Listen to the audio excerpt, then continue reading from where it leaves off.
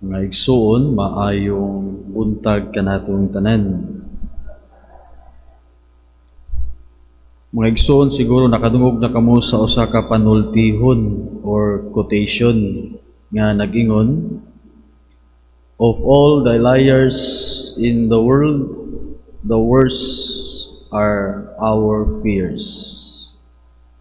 Sa tanan kuno nga mga bakakon, usahay ang pinakangilad mao ang atuang mga kahadlok.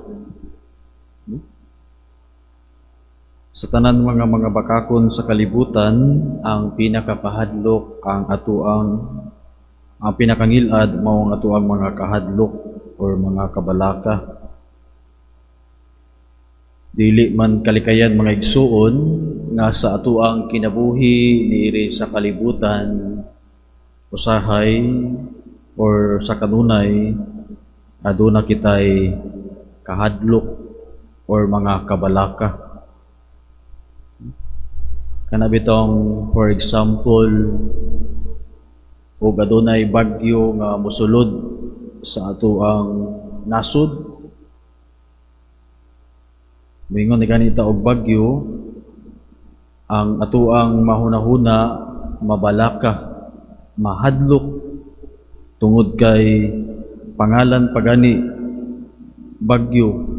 Ang atuang unahuna mosulod sa unahuna typhoon. Ano bitong kusog, hadlok, mabalaka tungod kay sa atuang kasinatian unsa kahay dangatan sa maong bagyo diri sa atuang komunidad, ilabi na sa atuang panimalay. Daghan kitag mga kahadlok, unya usahay kining mga kahadlok sa usa ka gatos ka mga kahadlok, usahay aduna kahay napulo niini nga tinuod. Usahay dili kita mahimutang. We felt discomfort. We felt uncomfortable.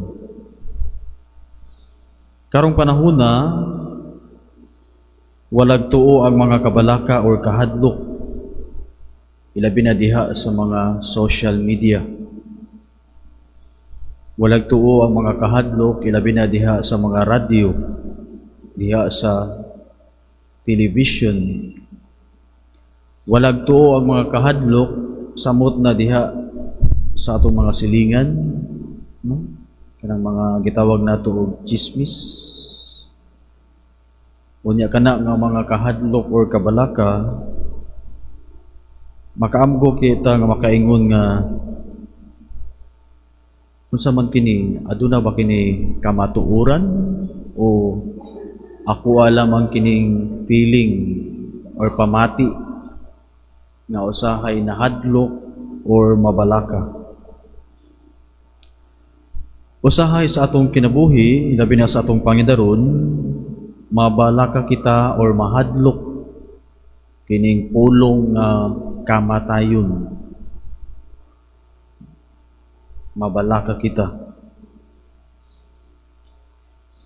Sa atuang mga kabalaka or mga kahadlok, usahay pud mga igsuon, makaingon kita nga daghan ang mamatay sa kahadlok kaysa atuang mga sakit.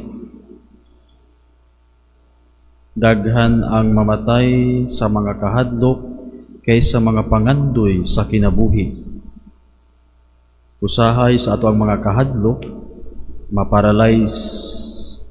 Dili na kita mulihok, dili na kita mo trabaho, dili na kita mo mataog sayo, dili na kita mulihok diha sa pamilimalay, tungod kay mabalaka naman kita kanunay. Kung ang atong mga kahadlok mga igsuon, walay kamatuoran, unsa kaha ang atuang pagtuo? Niining gitawag nga kahadlok. Usahay manggod, kung ang atuang pagtuo kulang, kung ang atuang pagtuo huyang, mapalid kita sa hangin sa kahadlok, mapalid kita sa mga bagyo sa kahadlok, mapalid kita sa mga kabalaka. Pero kung ang atuang mga kabalaka or kahadlok taman dra sa mga pulong, unya atuang ipatigbabaw ang atuang pagtuo nga nakaugat o nakasentro sa atuang Ginoo, ang atuang kabalaka or mga kahadlok taman ra gyud sa pulong. Tungod kay kabalo man kita nga aduna man kitay gisandalan, aduna man kitay pagtuo, aduna man kitay Ginoo. Kung inyong nahinduman gahapon, gisgutan nato ang atoang misyon diha pinaagi sa bunyag sa atuang pagtuo. Bunya diha sa atuang pagtuo naa ang Ginoo. Dili sigurong tanan panahon nga mabalaka kita kanunay, mahadlo kita kanunay. Apan normal ra gayud nga aduna kitay pamati nga kanang kabalaka or kahadlok. Apan ato ang una-unahon usahay nga dili sa tanang higayon, dili sa tanang panahon mabalaka or mahadlok kita. Ato ang hinumduman nga ang pulong nga kahadlok or ayaw kahadlok or ayaw kabalaka gilitok diha sa ato ang Biblia 365 days or sa laktod nga pagkasulti kada adlaw gipahinumduman kita sa atong Ginoo. Tani sa atuang ebanghelyo karon ang Ginoo nagpahimangno kanato nganong mahadlok man kita, nganong mahadlok man kita sa usa ka tawo, nganong mahadlok man kita sa usa ka tawo nga kayang mopatay apan dili kita mahadlok sa Ginoo nga mo'y nagbuhat kanato. So mga igsuon karong adlaw, usa ka pahimangno, usa ka hagit isip pagsugod nining adlaw nga gipahimangnuan kita sa Ginoo sa kanunay nga dili sa tanang panahon angay kitang mabalaka, dili sa tanang panahon angay kitang mahadlok.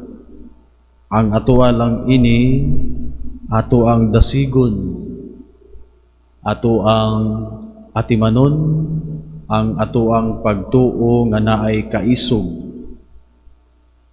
ato ang atimanon, ang ato ang pagtuo nga nakaangkla o nakasentro kanunay sa Ginoo.